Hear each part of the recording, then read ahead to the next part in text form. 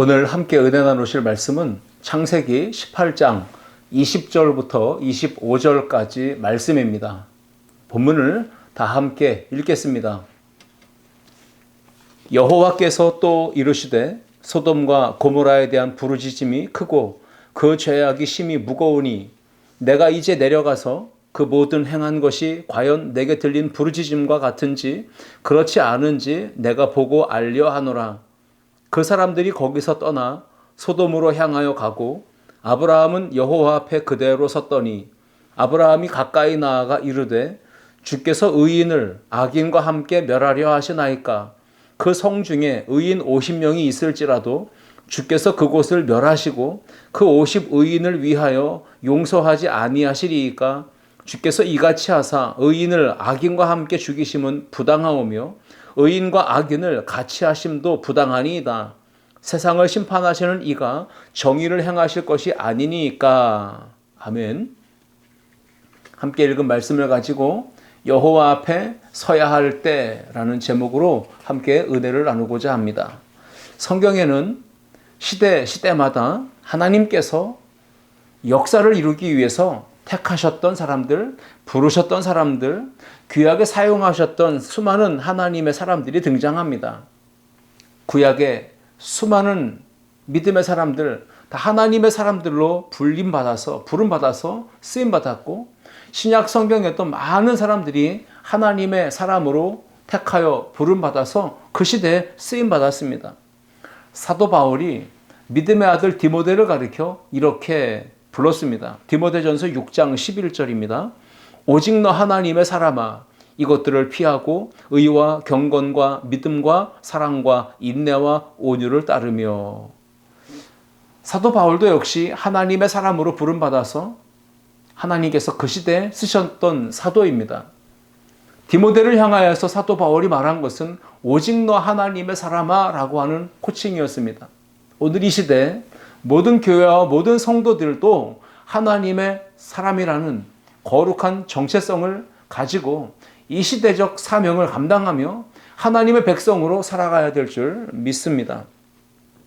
특히 하나님의 사람으로, 하나님의 백성으로 믿음의 조상이었던 아브라함을 우리가 오늘 생각해 보고자 합니다. 아브라함이 믿음의 조상이지만 또 아브라함이 하나님의 사람으로서 그 시대적 사명을 어떻게 감당했는지, 그 하나님의 택하심과 부르심, 그 삶의 현장에서 어떤 마음가짐과 어떤 삶의 태도로 그는 하나님의 귀한 역사를 감당했는가를 우리가 오늘 본문을 통해서 함께 생각해 보고자 합니다.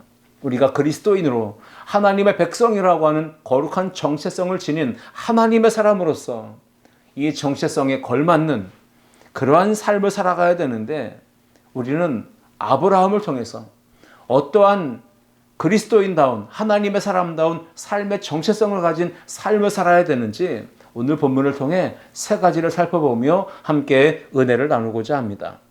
첫째, 함께 읽겠습니다. 말씀 앞에 거룩한 부담을 가져야 합니다. 아멘.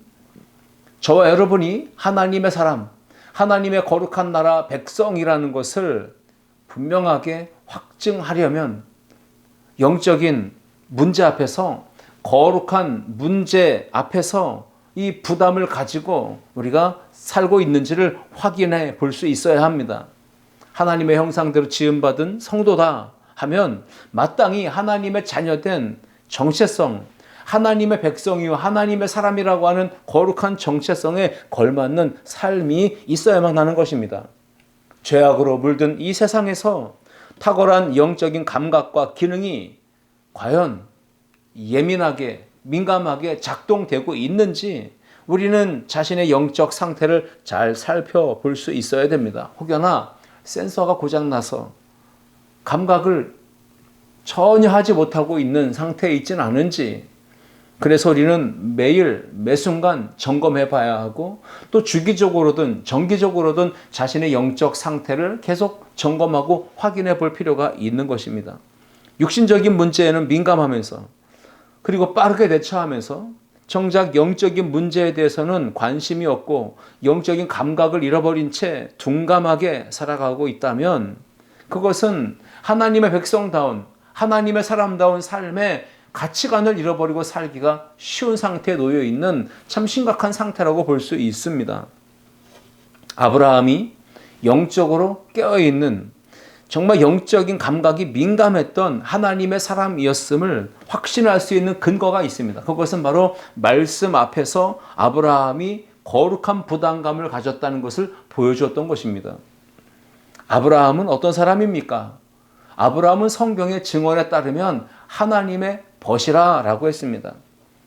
야고보서 2장 23절 말씀에도 이렇게 증언하고 있습니다. 이에 성경에 이른바 아브라함이 하나님을 믿으니 이것을 의로 여기셨다 하는 말씀이 이루어졌고 그는 하나님의 벗이라 칭함을 받았나니, 하나님의 벗이라고 했던 이 아브라함, 친구, 깊은 신뢰의 관계와 친밀한 교제가 이루어지고 있었기 때문에 그는 하나님의 벗이라고 하는 칭함을 얻었다라고 하는 것입니다. 하나님과 매우 가까운 관계입니다. 하나님의 사람은 하나님과 가까워야 합니다. 하나님의 백성은 하나님과 친밀한 교제 속에 있어야 합니다. 아브라함과 같이 말입니다. 그래서 믿음의 조상으로 그 시대에 귀하게 쓰임받을 수 있었던 것입니다. 이사야 선지자도 아브라함에 대해 이런 기록을 남겼습니다.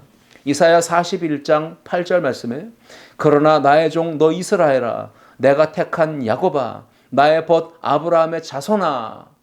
하나님이 직접 이사야 선지자를 통해 아브라함에 대한 하나님의 마음을 표현하게 하셨습니다. 무엇입니까? 나의 벗 아브라함아라고 하는 호칭입니다. 아무에게나 나의 벗이다라고 하는 칭호를 사용하지 않으시죠. 하나님은 아브라함과 매우 가까운 관계를 이어가고 있었습니다. 그리고 아브라함과 친밀한 교제 속에서 하나님은 아브라함에게 말씀하시고 아브라함은 그 음성을 듣고 영적으로 민감하게 반응하며 살았던 것입니다. 아브라함은 하나님의 말씀 앞에 거룩한 부담감을 가졌던 사람입니다. 그것이 바로 하나님의 사람됨의 증명이었습니다.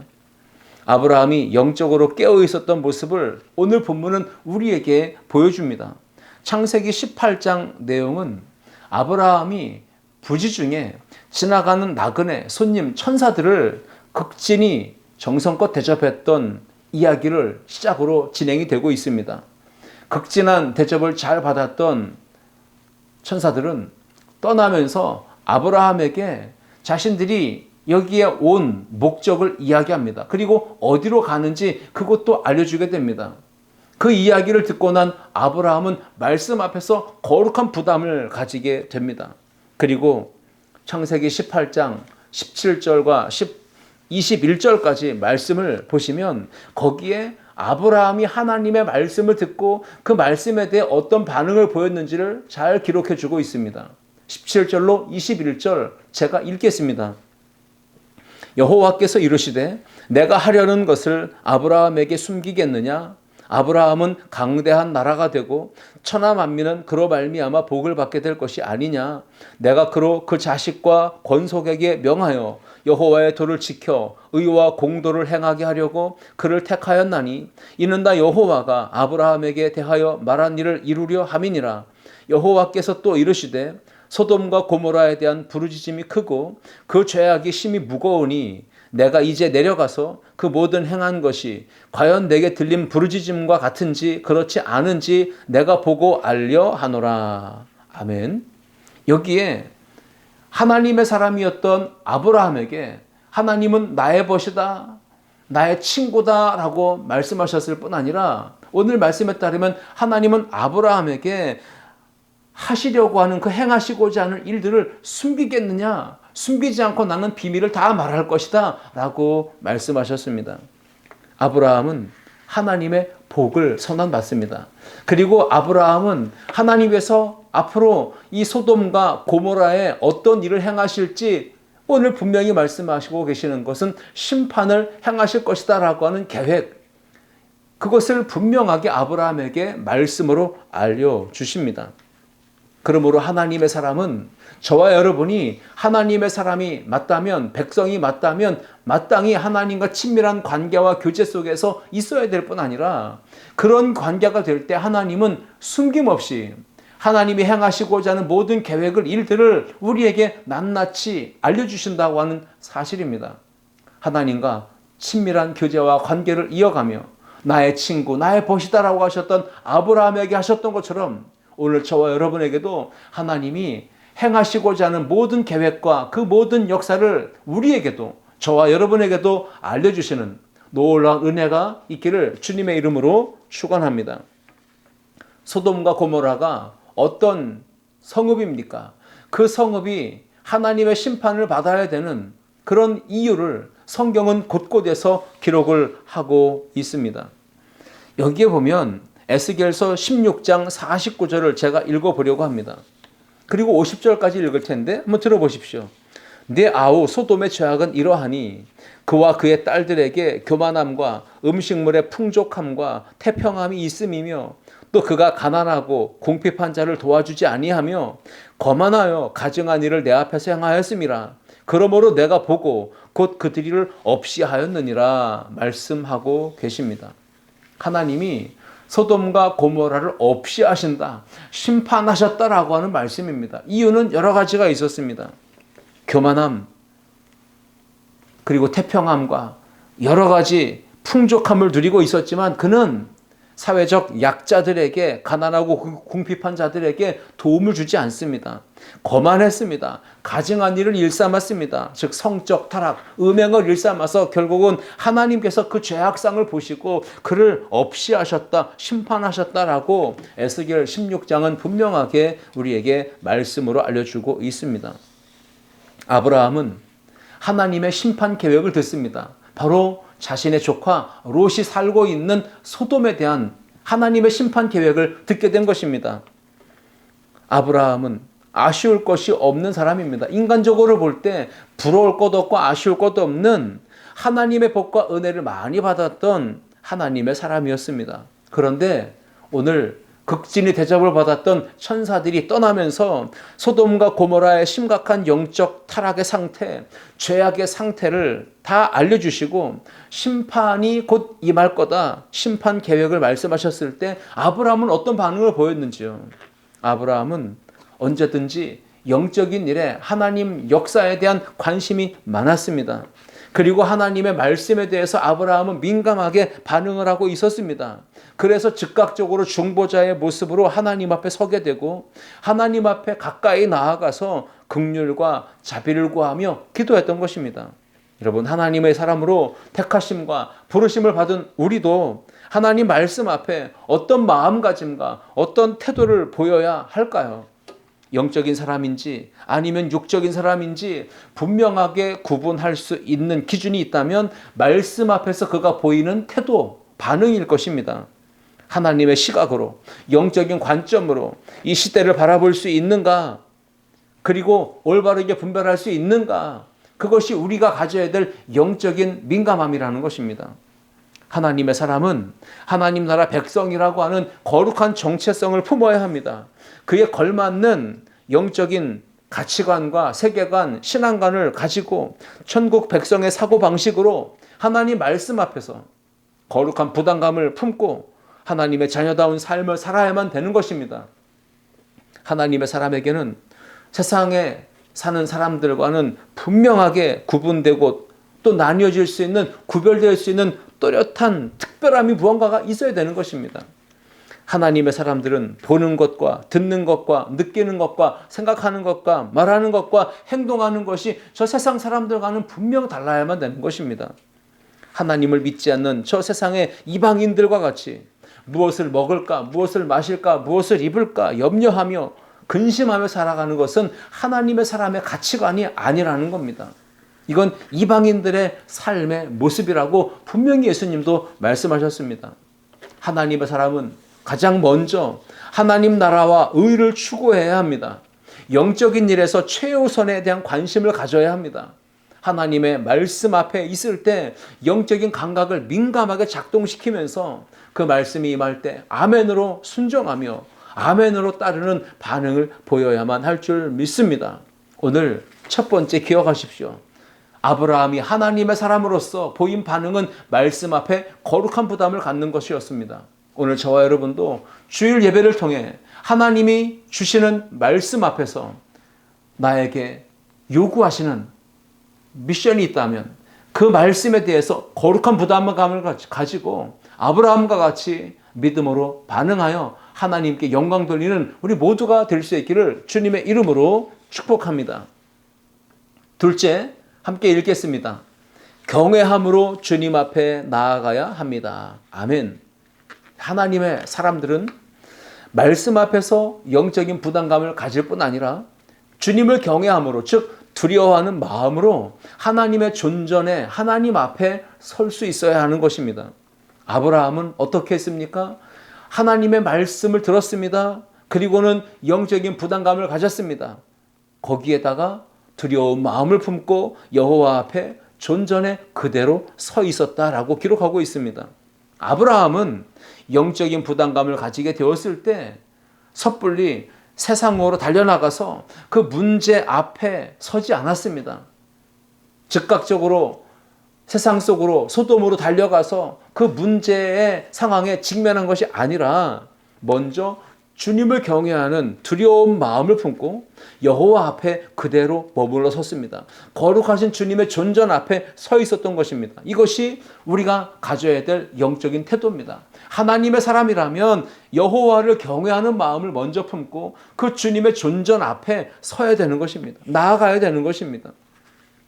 주님께서 나를 부르시고 나에게 사명을 맡겨주셨을 때 우리는 즉각적으로 나를 보내신 곳으로 달려가기보다는 먼저 여호와 앞에 서는 시간이 필요한 것입니다. 내 생각과 내 판단과 내 경험과 내 힘을, 의지를 앞세우지 아니하고 온전히 하나님의 뜻과 계획과 하나님의 마음을 품기 위해서 우리는 여호와 앞에 먼저 서야 될 줄 믿습니다. 아브라함이 심각한 영적인 문제를 직면하게 됩니다.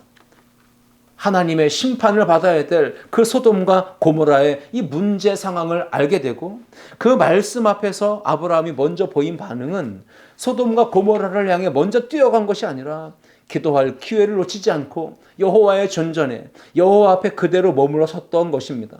오늘 성경 본문은 이렇게 기록하고 있습니다. 창세기 18장 22절과 23절 말씀입니다. 같이 읽겠습니다. 사람들이 거기서 떠나 소돔으로 향하여 가고 아브라함은 여호와 앞에 그대로 섰더니 아브라함이 가까이 나아가 이르되 주께서 의인을 악인과 함께 멸하려 하시나이까. 아브라함은 말씀을 받았을 때 부담감을 가집니다. 거룩한 부담감을 가지고 하나님의 말씀 앞에 머물러 섰습니다. 여호와 앞에 그대로 섰더니. 여호와 앞에 그대로 섰더니라는 말씀은 즉 과거에 이스라엘 백성들이 홍해바다 앞에서 출애굽한 이스라엘 백성들이 보였던 반응은 두려움과 떨림이었습니다. 그리고는 모세를 향하여 원망과 불평을 쏟아냈던 것입니다. 그때 하나님께서 모세를 통하여 선포하게 하십니다. 너희는 가만히 있어. 오늘 여호와께서 너희를 위하여 행하시는 구원을 보라 말씀하셨습니다. 즉 가만히 있으라는 말입니다. 때로는 문제의 상황 앞에 여호와의 말씀 앞에 우리가 서야 된다는 것입니다. 그때 잠잠히 침묵하며 하나님께서 하시는 말씀을 들어야 되고 하나님께서 행하시는 놀라운 구원의 역사를 믿음의 눈으로 바라보는 것이 우선되어야 한다라는 말씀입니다. 하나님의 사람인 우리 성도들이 하나님의 임재와 하나님께서 일하신다는 것을 경험하려면 중요한 단서는 침묵입니다. 잠잠히 하나님 여호와 앞에 머물러 서 있는 것입니다. 주님의 임재 앞에 설 때, 하나님 말씀 앞에 설 때 아브라함은 두렵고 떨리는 마음으로 주를 경외하는 마음으로 거룩한 존전에 섰습니다.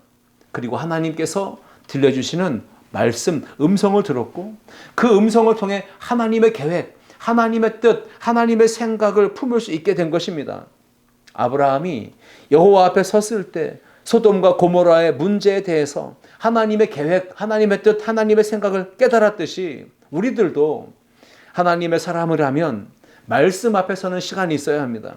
그 말씀 앞에 섰을 때만이 하나님의 음성을 들을 수 있고 거룩한 부담을 가질 때 우리는 어떤 반응을 보여야 합니까? 먼저 하나님의 뜻을 알기 위해서 주님의 거룩한 존전에 성전으로 나아가 여호와 앞에 거룩하신 하나님의 존전에 그대로 서는 모습, 잠잠히 하나님의 음성을 듣기 위해 주님을 바라보는 그런 영적인 태도가 우리 안에도 있어야 될 줄 믿습니다. 하나님의 꿈이 나의 비전이 되기를 간절히 바라면서 그 말씀 앞에 서서 주님의 존전에서 기다리는 심령, 하나님의 은혜를 갈망하는, 주님의 음성 듣기를 기대하는 그 마음가짐과 태도가 우리 안에도 있어야 하는 것입니다. 하나님의 사람으로서 이 세상 살아가다 보면 때로는 성전 예배 가운데 선포되는 하나님의 말씀 속에서 죄와 저주와 사망의 그늘에 앉아 죽어가는 영혼들을 향한 우리 하늘 아버지의 안타까운 마음, 애끓는 심정, 그 긍휼히 여기며 불쌍히 여기시는 그 주님의 마음을 깨달아 알게 됩니다.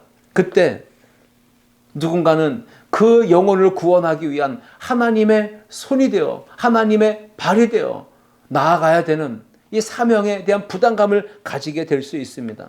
심적으로, 정신적으로, 체력적으로, 경제적으로, 시간적으로 여러 모양으로 마음에 부담감을 가지고 참 심적인 짓누름을 당하는 경우들도 경험할 수 있겠습니다. 그러나 그때 우리는 아브라함이 보였던 것처럼 여호와의 존전에 하나님 여호와 앞에 그대로 머물러 서는 시간을 먼저 갖는 게 중요합니다.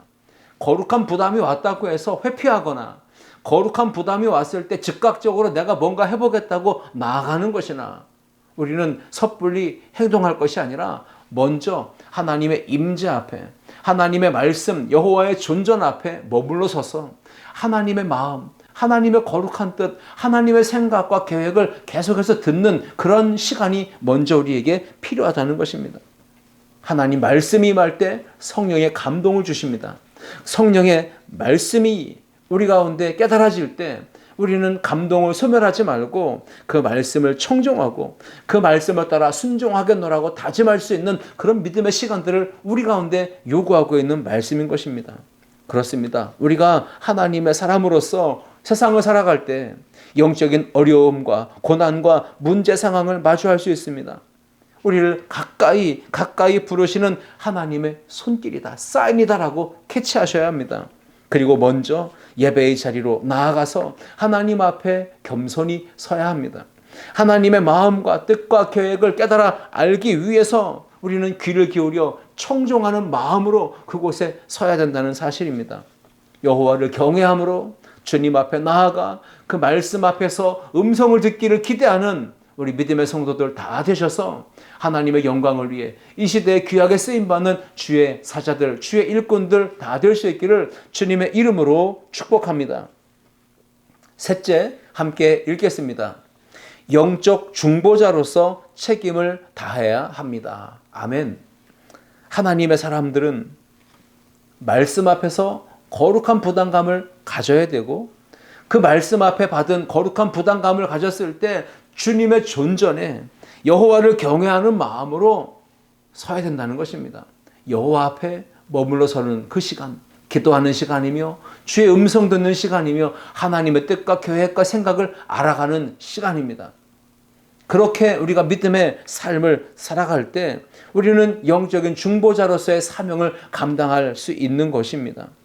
영적인 문제 앞에서 우리는 영적인 중보자로서 책임 있는 모습을 가지고 기도하는 그런 아브라함의 이런 태도를 오늘 우리가 보고 배워야 된다는 것입니다. 하나님의 사람들은 소명의식이 있어야 합니다. 사명감을 품어야 합니다. 세상 속에서 차원이 다른 일상의 삶을 살아가고 있지만 분명한 소명의식과 사명감을 가지고 살아가야 된다는 사실을 우리에게 교훈합니다. 항상 삶의 자리에서 그래서 우리 영적인 감각을 곤두세워야 합니다. 믿음의 안테나를 올바른 방향으로 돌려야 합니다. 즉 하나님을 향하여 믿음의 안테나를 틀어야 합니다. 영적인 감각과 센서를 예민하게 작동시켜야 합니다. 문제 상황에 대해서 하나님의 시선으로 바라볼 수 있어야 합니다. 영적인 문제를 깨달았을 때, 보게 되었을 때 우리는 영적인 거룩한 부담감을 가지고 하나님의 존전에 그대로 머물러 서야 되는 시간이 필요합니다. 하나님의 뜻과 하나님의 계획을 센스 있게 캐치해야 합니다. 그 다음에 영적인 중보자로서 책임 있는 모습을 보이며 순종하는 삶으로 나아가야 되는 것입니다. 우리 모두가 그렇게 될 수 있기를 축복합니다. 아브라함은 소돔과 고모라의 영적인 문제를 알게 되었습니다. 그리고 하나님의 사람답게 그 문제를 가지고 하나님 앞으로 가까이 나아가서 자신이 하나님의 사람으로서 감당해야 되는 영적인 책임이 무엇인지를 알았기 때문에 그는 중보하며 애절한 심정으로, 안타까운 심정으로 애원하며 기도했던 것입니다. 창세기 18장 오늘 본문 23절로 25절까지 읽겠습니다. 아브라함이 가까이 나아가 이르되 주께서 의인을 악인과 함께 멸하려 하시나이까? 그 성중에 의인 50명이 있을지라도 주께서 그곳을 멸하시고 그 50의인을 위하여 용서하지 아니하시리이까? 주께서 이같이 하사 의인을 악인과 함께 죽이심은 부당하오며 의인과 악인을 같이 하심도 부당하니이다. 세상을 심판하시는 이가 정의를 행하실 것이 아니니까? 라고 아브라함은 애원하는 마음으로 하나님 앞에 영적인 책임을 가지고 중보자의 모습으로 기도했던 것입니다. 소돔과 고모라 심판을 막기 위해서 영적인 중보자가 되어서 책임 있는 모습을 보이며 겸손하게 하나님 앞에 기도합니다. 그런데 포기하지 않는 모습이 있습니다. 계속해서 반복되는 제안과 반복되는 하나님의 응답을 보면 아브라함은 끝까지 포기하지 않고 계속해서 중보했던 것을 봅니다.